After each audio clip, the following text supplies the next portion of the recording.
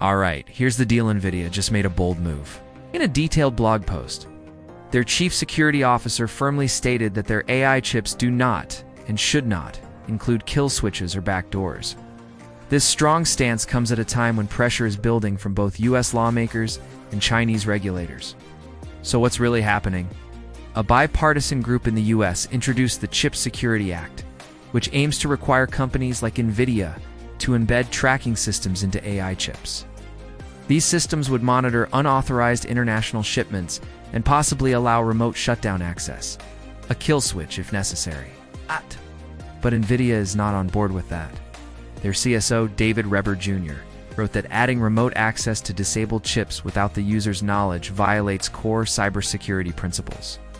And while China is conducting its own probe into alleged vulnerabilities in Nvidia's H200 chips, Reber emphasized that any form of hidden access, whether real or rumored, is a major risk, not a solution. There's no such thing as a safe backdoor, he explained. Only dangerous flaws, waiting to be exploited.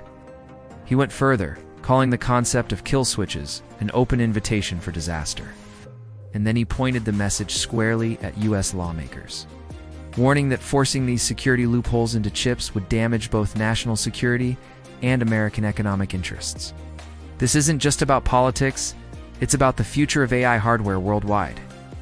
While Nvidia is hoping for permission to resume selling some AI chips in China, the most powerful models are still locked under strict US export controls. If the US insists on backdoors, that could jeopardize Nvidia's position in international markets, especially in China, where local chip makers like Huawei are rapidly improving. Bottom line, Nvidia is drawing a clear line. They're saying no kill switches, no secret access, and no compromise on security. And in a time when global tech tensions are running high, that decision might just reshape how the next generation of AI chips gets built, and who gets to use them.